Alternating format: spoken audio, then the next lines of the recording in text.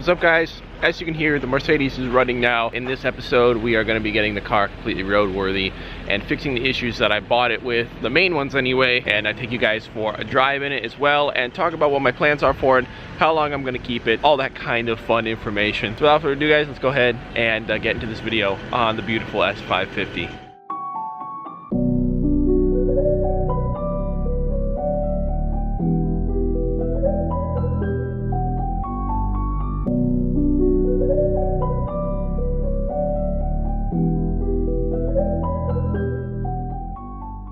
About to see what we have got ourselves into. As you guys can see. Oh, you didn't tell us this was broken. Okay, we may or may not. Yeah, we kind of flopped it a little when we were pulling it up under the trailer. Bro, the amount of rust. Holy cow! Look at all that rust. Oh my goodness. Whoa. Yeah, wow. Oh my gosh. No, this is insanely clean actually. A little bit of rust, but the only rust on this car is right here. Where's there rust? See this bracket right here? Oh, what the frick? Dude, why is there always a bumper bracket? Besides that, there's no more rust. Oh, it's always a bumper bracket. Oh no! Oh. If you're a northern person, you get it.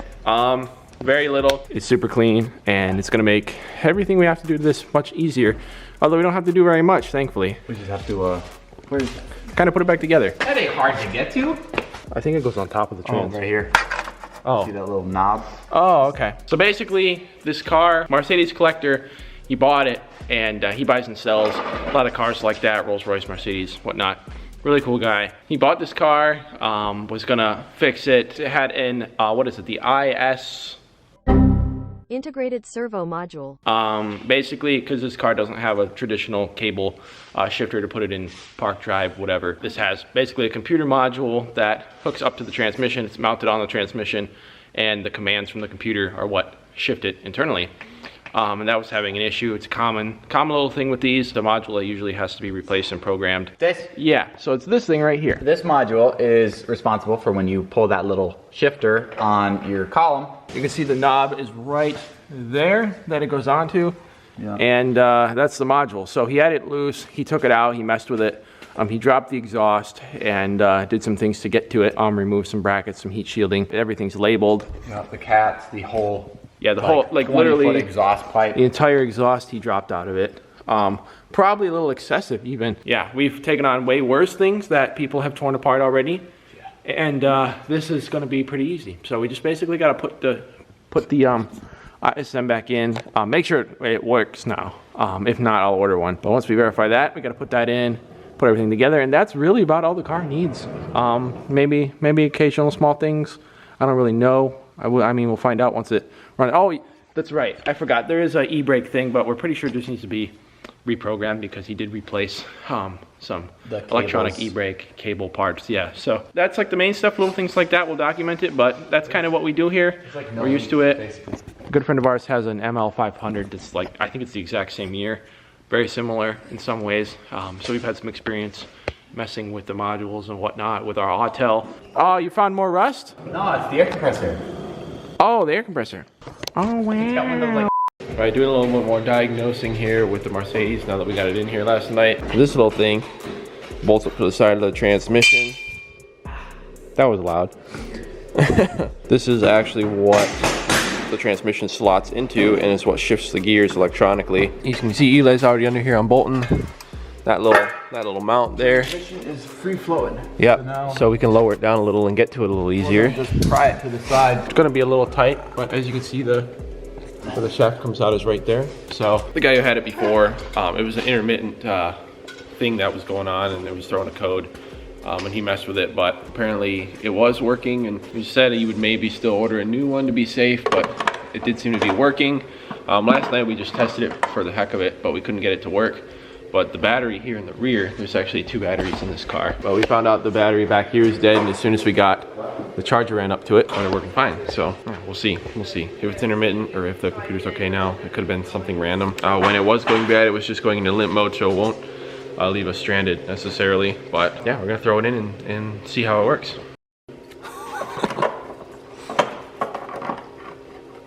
So we had this transmission bracket here unbolted and everything. I think you could get away with doing it. Maybe the exhaust would get in the way, but I don't think it would as bad as I'm thinking we'll see once we get it bolted up, but with this out of the way, you could get to these torques somewhat easily. We had to use like a little 1/4-inch ratchet wrench and a little Torx bit. But it's in there. It seems to be working. Everything's working on the dash. Really excited to drive it right now, I'm not gonna lie. So I'm gonna go ahead and start bolting up some things. Gonna go ahead and put this bracket on and throw the drive shaft in, get the exhaust bolted up. And those are the main things. There's a few other random bits, but other than that, then we should be able to start it up and take it for its first drive.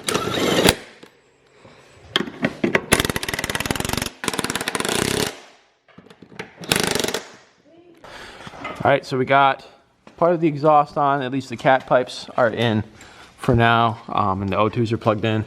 Got Jim here helping today again. Hello. He even brought us pizza, so shout out to Jim. But yeah, so we got that pretty much all in and ready to go so that we can at least move the car for the first time. Still waiting. I think this trans mount's coming tomorrow now that I'm filming this, but we wanted to at least like move the car in and out of the shop. And of course, got to get a little bit of fire B-roll for the video. So yeah, let's drop it down and try to drive it for the first time.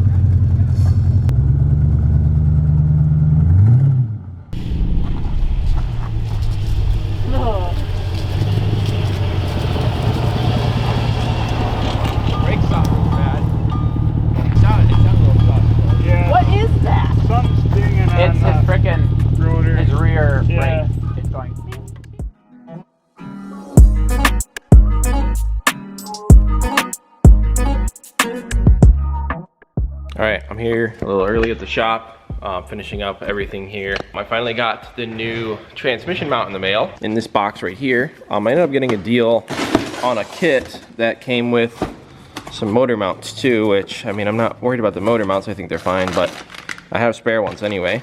This is mainly what we need right here. This is a transmission mount. This is what they look like for the all-wheel drive ones. The rear-wheel drives have a different style one, but this is basically, I believe, gonna go ahead and bolt up to the bottom of the transmission right there, and then I'm gonna bolt this bracket back up, slide it over the studs, and bolt everything together.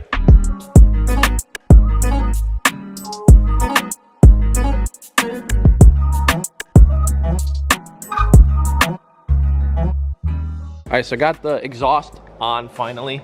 As you can see, it's all up under there, but everything's pretty much buttoned up. I just got plates for it earlier today. So I think we can finally take this thing out for like its first drive. I know. The only thing is we do have a little issue with the parking brake, so we're gonna plug the scanner in and check that out. I think it might need to just be like recalibrated. We're almost there. Start it up. I think, whoa. I think we still have a little bit of an exhaust leak. I didn't end up filming the first drive, unfortunately. I wanted to really focus on if there were any other issues with the car. And the main thing that I noticed, it was very noticeable, was a sort of vibration. It felt like either wheel, tire, or more likely drivetrain.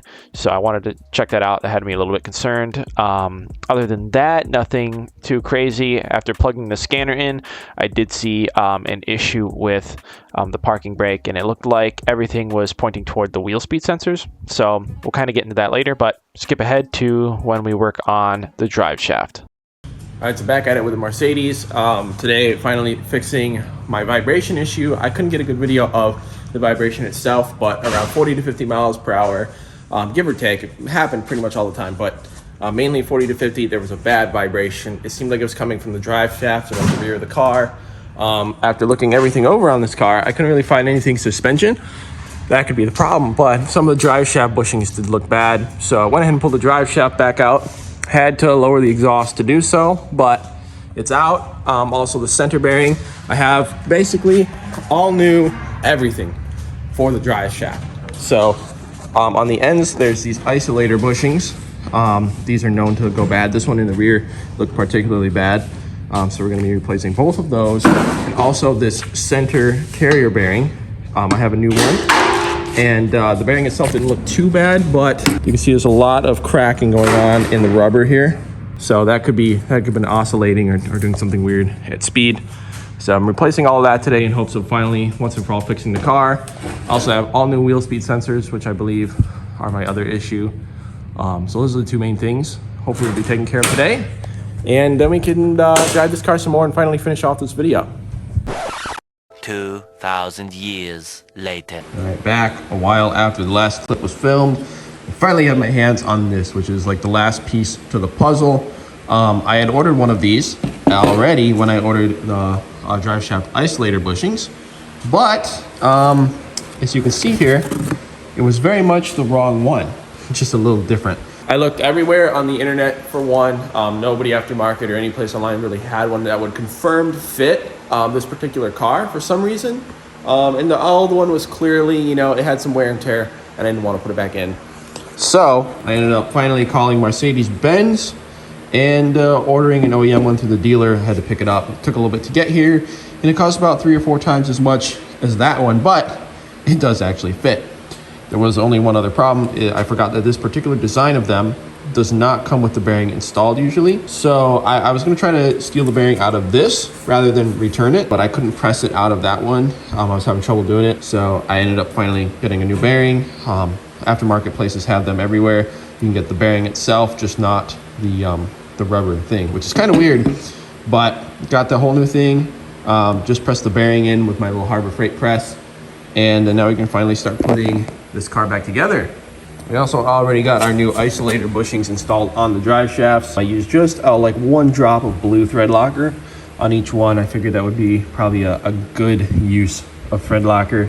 Torque them all to spec, get it all tight, and we'll see if that takes care of our vibration. But either way, I'm just excited to have this car back. Also, something I just realized taking these new bolts out is, I don't know if you're gonna be able to notice on camera, but that bolt is like slightly oval shaped, or the head of the nut, that is, not the bolt. The hole of the nut is slightly oval shaped. Kind of interesting. That's probably a way, or like a locking mechanism, I guess. Very simple one, to make sure these bolts don't vibrate loose. So thread locker is probably unnecessary, but I'm probably still gonna put a dot on, just because I'm a little paranoid, but you don't have to. I don't think, anyway. I don't know. 6.5 hours later. All right, finally coming down off the lift. Got the drive shaft and everything bolted in. It's looking good. Hopefully this takes care of our little vibration, but if not, it could need to be aligned. That little center thing does have the... Oh no! Those were spared. Yeah, no, she's down. Ooh, I missed you. Hopefully she runs and drives good now. I came here this morning, or not this morning. I came here this afternoon, and the exhaust was on the ground. Originally, I had just leaned it down on our transmission jack.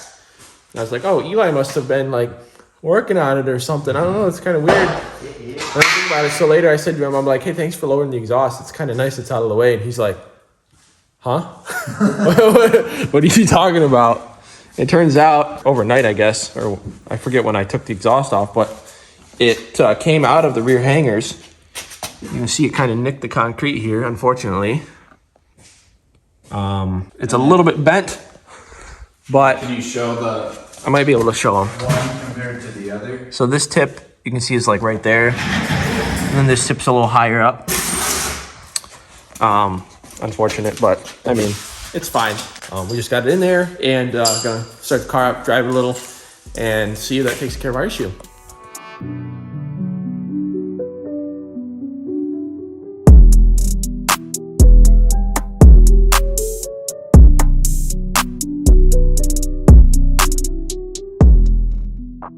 Welcome to the Mercedes.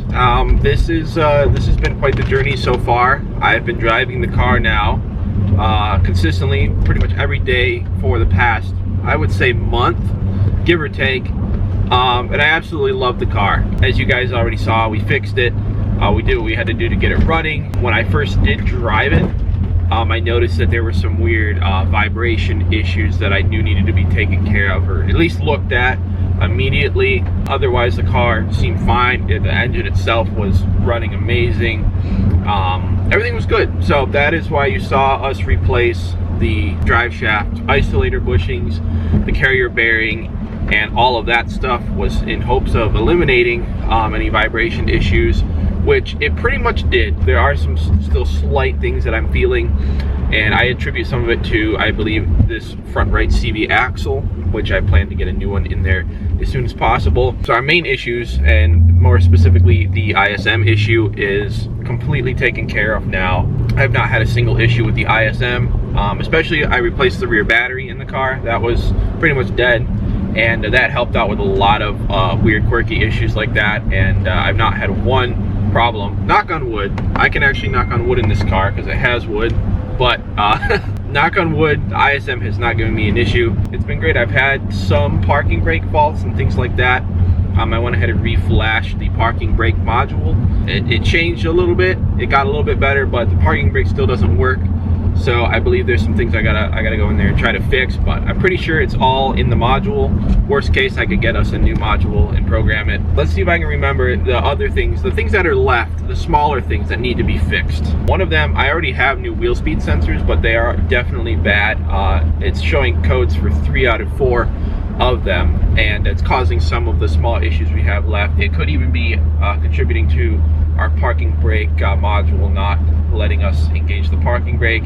There's another park light on and things like that. They can even affect the transmission going into limp mode and not shifting as smoothly as it could, which is kind of odd, but I guess it all kind of works together and helps the car shift and do everything as smoothly as possible.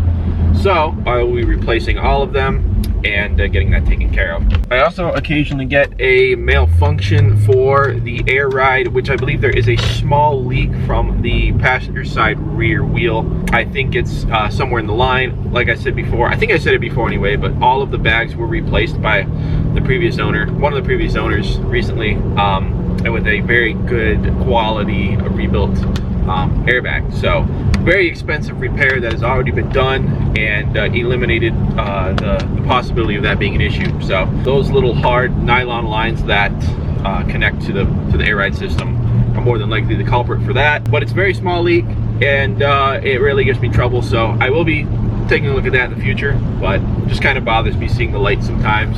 Right now I'm driving the car in comfort mode and just absolutely cruising and enjoying every minute of it. It's so smooth. You do definitely notice a difference in the suspension and the throttle response when you put it in comfort versus sport. It's somewhat subtle, but when you're really looking for it, you can feel it. If you're driving on a road where it's a little bit more bumpy and you press the button, definitely feel it. I'm gonna click it into sport mode and get on it a little bit right now because there's some traffic.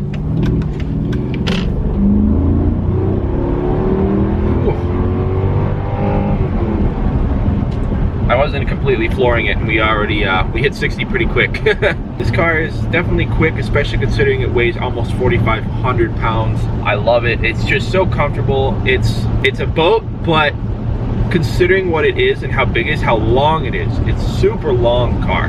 When you look at it, it's as long as my dad's truck, if not longer. It feels really good, and it's still, considering that, pretty nimble car. It handles well, and it drives super smooth, super comfortable, especially considering that it's, what, 15 years old now? More, maybe less, I don't remember. But it's getting up there in years now, you know, as far as cars go, and it's amazing. It's way ahead of its time. Everyone loves this car that's come across it. Everyone that's ridden in it just absolutely loves it.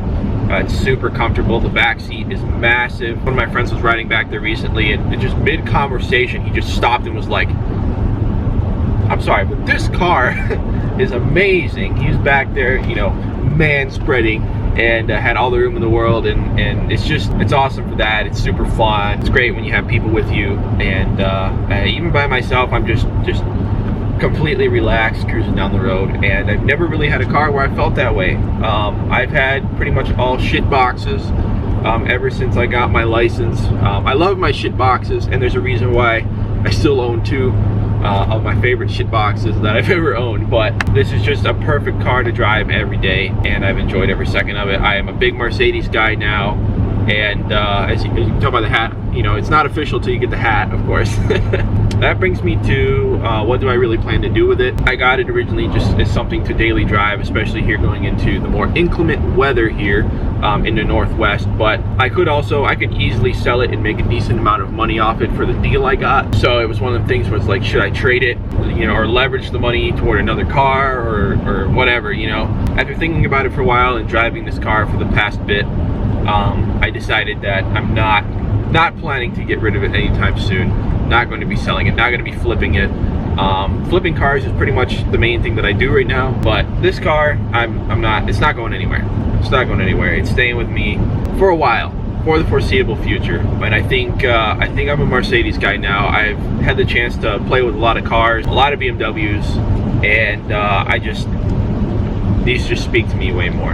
Every Mercedes I've been near and been in, I loved, and this car is by far my favorite so far, and it's also mine, which is kind of crazy to think about, but I've been getting about 17 to 17.5 miles per gallon on average since I reset it, since I got the car running.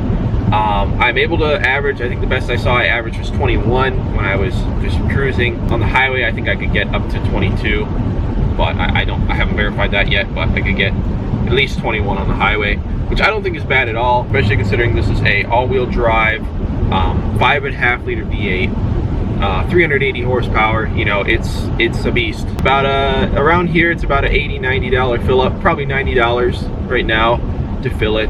It doesn't require, that I know of anyways, any special gas. I think it's a waste to put higher octane in a car if it really doesn't need it, so, or if it's not tuned for it, so I don't. And it's not bad. The tank is actually, if not as big, it's slightly bigger than the tank on my dad's F-150 pickup truck that you've seen in videos. Crazy. I think it's like 20, I want to say this tank is 24 gallon or 21 or somewhere in there. I don't remember. I got them confused, but massive gas tank and very good fuel range as well. Car is amazing. It's a perfect car for road trips, to be honest. Very good highway car. There's so many cool features and very convenient, nice features.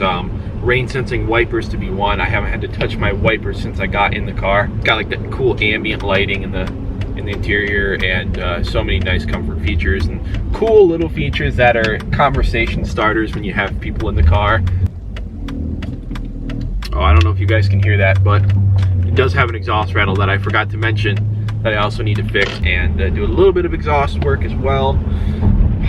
I think that's all the main stuff. There's little things like that need to be taken care of. It's an older car, but you know, I don't mind it. I don't mind spending the money on it, especially considering the price I got. You know, if I paid full retail for this car, I'd be kind of pissed, but I'm not pissed at all. I'm happy to spend bits of money on it here and there and get it perfect. It's amazing. I feel spoiled. I feel like I feel like this car is too good for me, but you know, we're getting there. We're getting there. Anyways, thank you guys for watching this video. I guess this is where I'm going to cut it short.